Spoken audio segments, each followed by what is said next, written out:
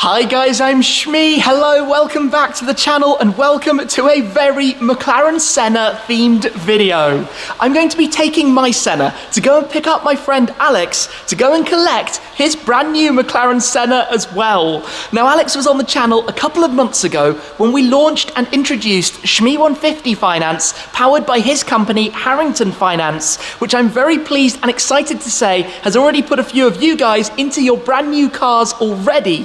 Well, we talked at the time about the imminent arrival of his one of these. That day has come. Today is the day. We're going to be heading to Topaz, where the car already has full paint protection fill. The PPF is installed, so he can take it straight out to drive. His car, by the way, is also blue, so later on we should have the two together. But let's do this then. Let's take mine, pick up Alex, go to Topaz, and collect his brand new car. I've already removed the cover and unplugged the trickle charger, which plugs in just underneath the nose bridge right there, but I'm actually running a touch behind schedule, so we need to leave the other sleeping beauties for the time being and crack on with the Senna. Unlock the car, of course this key, the lovely blue carbon key that matches with the blue carbon on the bodywork, and if you double press the unlock button, you hear the pop as it just opens up the driver's door so that you can come through and lift that up. Of course, the dihedral doors, a complete event, just dramatic every time you do it, and you're greeted by that cabin, which also has those lower glass windows where you can see the orange. That's actually the cover from my Heritage Edition Focus RS, currently being worn by the AMG GTR. It does the job. The Heritage RS is over in Germany. But I'm looking forward to seeing how Alex's spec of the interior is later on. But let me crack straight on with this, take a seat inside, which is always quite awkward to do when holding a camera, and then get this car started up. So we've got the button up here on the roof. Let's bring it into life. Let's do this. Oh yes, ready to rock and roll. So it's going to be pretty loud, of course quite a vigorous and rumbly engine, but we'll head straight on over, catch up with Alex, continue this journey, go and see his new car. There's one fundamental problem here. The engine isn't running. We've got stop-start, but it's rush hour. And I'm sitting in a whole lot of traffic, which is, yeah, not the best in the world at all. Lift off the brake, the engine does kick into life. I still find it strange that a car like this has stop-start on the engine like that when you're driving it into town, but I guess it operates in the same way as on a 720S or a 570S or whatever it may be. This is where it's a little bit frustrating though, because it vibrates a lot, it's really noisy as you can probably see, and lots of you pointed out in the previous video with Alex, the first time I had ever really shot an onboard video with this car, it was actually pretty hard to hear us inside. That's when I learned how much I have to shout for you guys to hear me on the camera. And then of course the engine cuts off again. If you have active dynamics enabled, it actually stays on, well, depending what modes you have it in and what settings and whatnot. Yeah, this isn't the best. I need to let Alex know that I'm going to be a little bit behind schedule if the traffic doesn't lighten up at all, because, well, we're reaching max speeds of like 10 miles an hour here. This is amazing. And I think most people are going the other way to me, which just makes it even more frustrating. But I'm going to hang here for the moment. Oh, we'll get there. And when we do get there, well, there's going to be a Senna at the other end. He says, in a Senna. This is Sennaception. This is really tripping me out, but it's going to be so cool. I mean, it's Alex's new car collection day of his hypercar, his Senna. So, yeah. I'm in the mood for it, just if only there wasn't this traffic. To make today even less Senna appropriate, it is now actually slightly drizzling as well. These are not the ideal conditions for this car one bit. This car is at home on a dry racetrack, not in slight rain, in traffic, in the city of London. So yeah, let's not do this too often. However, it's going to be a good day at the end of it. You can tell I'm a little bit frustrated driving this in totally the wrong place. I'm just going to pick Alex up here, then we're going to head into Topaz, and then we're going to check out his car, and that I can't wait to see. I think Alex is waiting for me just here, pick him up from the bus stop, and head on in. All of those stones that you can hear. So, let me open up the door. And we've got stop-start, just letting us know the engine is off. How are you doing, Alex? Yeah, I'm good, thanks, Tim. How are you? Good to see you. Welcome back to the Senna. Yeah, of course, you've been in here before. Yeah. Good to see you. Yeah, you keeping well? I'm very well. You excited? Yeah, really excited. Yeah, can't wait. Well, we don't have far to go, so let's head around the corner, get you to Topaz. We didn't reveal too many details that's right. last time about your car, other than that it was blue. I think we told want to talk about it now, or should we wait a little bit? No, maybe we'll keep that in suspense just for a tiny bit longer. We don't have far to go until we're back at Topaz and able to see the car. But I mentioned earlier on, obviously, about the introduction of Shmee150 Finance working together, which all came about, of course, from me funding this car and the Ford GTs with yourselves, putting that together. And it's very exciting that we've now put some of the guys out there, some of you guys watching, into I guess your potentially dream cars, which is really, really cool. Yeah, we've done some stuff already. Yeah, so the first video I think we did came out late February, and yeah, we've already financed quite a few different cars for people, mainly sort of Porsche and BMW, and all quite sports oriented. So we've done some M2s, M3s, a couple of GT3s. So a real nice mix of cars there. We just did a Nissan GTR for someone as well. Okay, cool. So real nice eclectic mix of cars that we financed. And, enthusiast cars, like sports cars. Yeah, you're right, it's interesting. They're kind of connoisseurs cars, you know, people that are into cars. So it gives you an insight into who your viewers are and what kind of cars they're driving. So yeah, hopefully you can hear me all right. Now I was going to say, I'm trying to drive so, that's a bump. I'm trying to drive so gently so that we don't have the noises in here, because last time was the first time I had really filmed with two people talking in a Senna, and yeah, it was quite a challenge to get anything through on the audio. But you're going to discover this. These kind of bumps, you don't really need the lift system. Yeah, it's not as low as it looks. Yeah, it looks ridiculously low when you see it, and you're thinking with the big front splitter, you're going to hit everything, and you're sort of almost bracing for impact. But yeah, you're right. We're just cruising over stuff, okay, aren't we? It's not. It works out fine in the end. And then this is what I've just been talking about. Wait for it. Wait for it. Yeah. Start that the economy version. Yeah. It doesn't seem right in a hypercar that is like brutal track performance, but it has that. But it's only a few more corners. Then we're at Topaz, and your car's going to be waiting inside, fully PPF'd. I can't wait. I mean, it's been, I don't know from the start to finish with you on your Senna, but it feels like 18 months. Is that about right? Probably about that. From initial interest to order to speccing and Geneva Motor Show and all sorts of stuff. So 18 months, finally the day has come. Yeah, I'm pretty excited, to be honest. And you haven't seen it already? Nothing at all, no photos. So it's been up to McLaren Birmingham for PDI, and then from McLaren Birmingham down to Topaz. No photos, nothing at all. Which is completely different to how I did it, because I went to see it at the factory, I went to see it for PDI, I went to see it at Topaz, and then we had a collection day. No, it's totally different ways. In a way, I really quite like that anticipation that you must be experiencing. That what's it like 100 or 200 meters in front of us. These bumps I do have to lift up. They're pretty hefty bumps. Yeah, but I think I'm just a little nervous because the colour I've gone for is pretty out there. I mean, so many people have just gone for black or greys or dark reds, whereas I've kind of gone completely the opposite end of the spectrum. So I'm a little bit nervous about how it's going to look. But I'm pretty sure it's going to be alright. I'm pretty sure as well.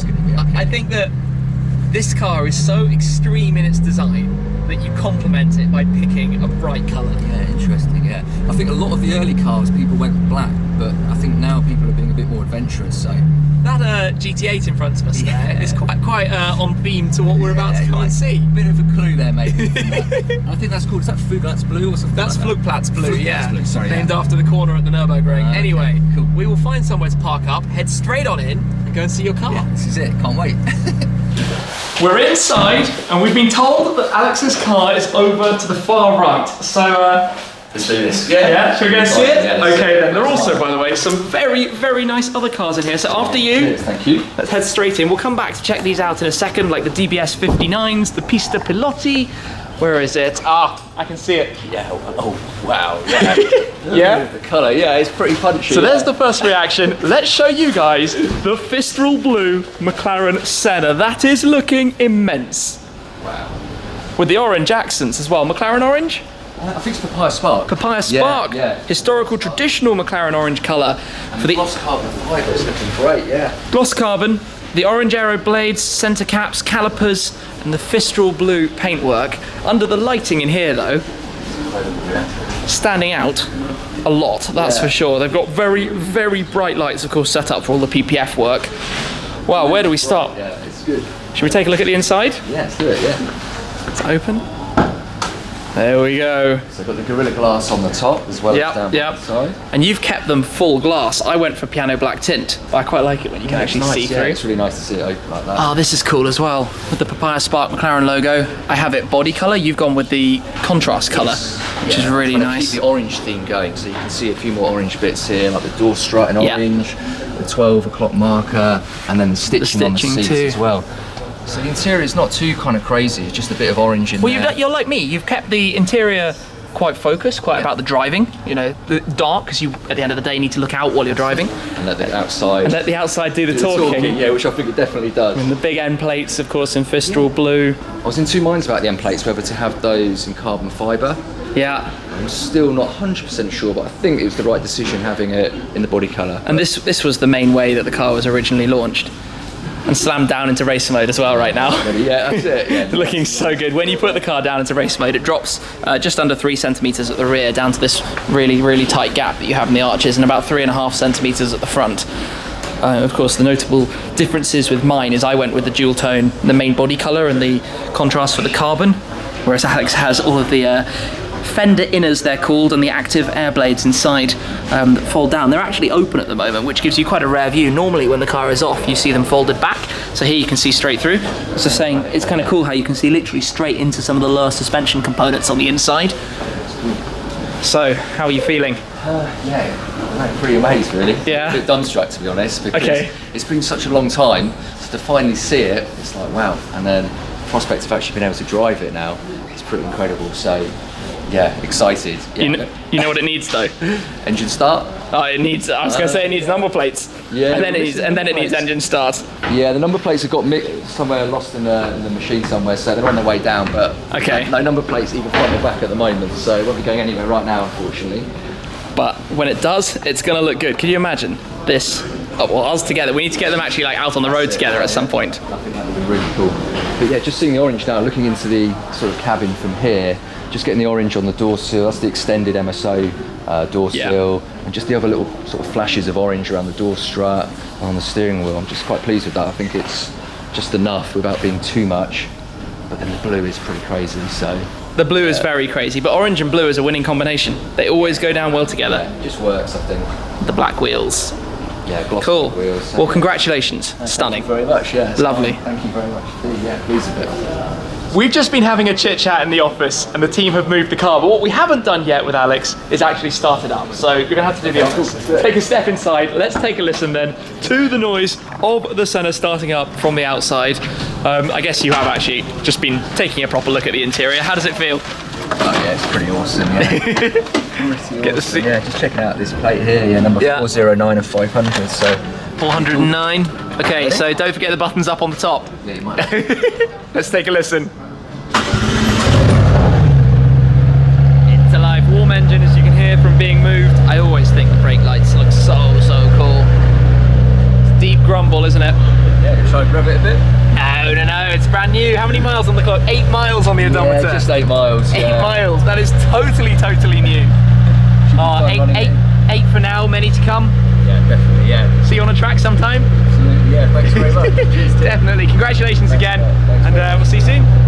The Senna has moved back to the spot right there, but I'm going to take this opportunity to show you around a little bit at some of the other cars here. A satin, or Magno as Mercedes-AMG call it, the satin paintwork with satin PPF on the G63, one DBS Superleggera, but it is these two DBS Superleggeras that I am really quite excited about. These are the DBS 59. It's a commission from Aston Martin Cambridge with a lot of bespoke details and touches from Q, and also, of course, just having the PPF film. One quite interesting thing is that Topaz now have the much larger film, which means they can do this complete wraparound front clamshell all in one piece, whereas in the past it would have had to have dividing lines to separate out multiple parts. The DBS, of course, has this 5.2 litre twin turbocharged V12, 725 horsepower, but here, gold heat shields. Those look really cool. And you see more of those gold touches as you come around the car. It's a commission that pays tribute back to 1959, Aston Martin's racing successes, and all of the 25 cars are going to be collected by their customers at Le Mans this year. So down at the front, you've got the golden touch there that outlines the front grille. Similarly, on the wheels, you've got the dual tone, the gold calipers. Each car It's numbered and it's painted. So this is number 22 out of 25. There's also a silver badge that goes above, a Q badge, but that's taken off just to install the PPF. Look at this, the way those fins and blades direct the air around out of the front wheel arch. The most special thing is the interior. Just before we get there, there's also a very, very lovely touch that you have on the back, and the Aston Martin logo again in gold as well. But come and have a quick look inside here. What a lovely place. The different materials used by Aston Martin Q, the badge that you have on the side step, the multiple different colours and finishes, even the shift paddles that you have back there, very nice as well. But the best bit is that, the printed leather headliner. Really, really cool. Back at the day, racing there at Le Mans. Very, very, very nice touch. The embroideries as well. Even in the back, you can see the Le Mans circuit embroidery in the centre at the rear as well. So a lot of bespoke touches. Very, very nice piece. Exposed carbon roof. You can see the full body is actually carbon fibre as well. The weave there on the underneath. Very, very special. And being worked on here, Ferrari Pista Pilotti. The Pilotti is for Ferrari race drivers, challenge drivers, GT3 drivers, etc. to have that special livery on the Pista. And then all hands on deck on the M4 here. There's also a Performante, Portofino and a Turbo S. And we're back round towards the Senna. So lots of lovely things, but this particularly special. Again, a big congrats to Alex on picking this up. What a car. Well, I've been indoors, out here as forecast. It's been raining hard, torrential downpour, and you can see this with the Senna's aero. It has these little swimming pools that kind of happen when it rains on the car and when you wash it. So here in the splitter, look at this. Also in the central section, that's basically a nice little puddle going on. A duck could have a swim in there. And also, if you come around towards the back, you even get a little one going on the lower section of the wing as well. All of that, which will hopefully not be a problem when I start driving, because lots of people actually commented, what about the fact this is so open and water can get inside? Not a problem, the car is built for it, he says, just as it's actually starting to rain again. But the other thing that I've been talking to the guys here about is, of course, with the arrival very soon of the G63. Now, I said that the G63 would come for a Topaz skin in that colour. So we've been doing some colour readings to basically match MSO cerulean blue onto the G63, and also kind of try and match the navy of the carbon for the wheel arches and the spare wheel cover, do the Topaz skin when the car is delivered, which I'm expecting to be maybe the end of June, early July. We'll have to see when exactly it arrives, but obviously I'll let you guys know. And in fact, there might be more with that coming before. For now though, I think basically I'm going to go say my goodbyes, hop back in the car. Alex already departed, and then head back towards the garage. But yeah, it was forecast to get miserable, and it did. Normally, when the weather is this bad, I would not be the happiest person about taking the Senna out, except I'm just going back into central London, so it's not exactly high-speed stuff, and the tyres aren't going to be too reckless. If we were heading out of town, I would probably park up, because driving this thing in horrible weather, it's just too much risk, and this is a little space I need to manoeuvre out of, except the rear view reversing camera that you have in the Senna is actually really good. Very high resolution, very clear on the dashboard right in front of you, and the turning circle of the car works really, really well. He says it's just jumping slightly, obviously, on the ground, but you have great lock, which you wouldn't necessarily expect in such a car. I'm just going to have a very small gap to squeeze out of here, but I'll find a way. And we are out then. So windows, I always do the windows the wrong way. I don't know if Alex is going to be better than me at that. Lift system up, it's telling me the tyre pressures are low. They're basically on the lowest they can be, so it will warn me, but it's not like a flat tyre or something. The lift system as well, when you get to these bumps, when you start the lift system going up, yes, it takes like 20 seconds to get the whole thing up, but when you start it, of course it lifts the front instantly. Within the first 2 seconds it's done a little bit, so you can, unless the bump is really dramatic, start already. You don't need to wait for the system to completely lift the car up. I'm losing my voice. I'm not really sure what more I can say right now, because driving a Senna in a traffic jam in the rain, this is totally nonsensical. And yeah, traffic today, I'm not the biggest fan. Oh, what a day, what a day. I'm actually completely exhausted. I've had a really long day.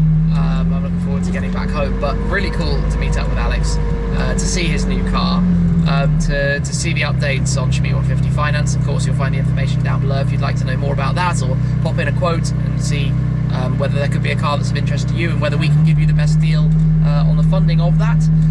But yeah, a Senna, to collect a Senna, not something that happens every single day, and I hope at some point we'll be able to get the two cars out for a drive together, maybe even some more, complete the Sennaception altogether. Anyway, I'm going to wrap it up there. Thank you very much for watching. As always, guys, that's it for this time though. I'll see you again very soon. Cheers.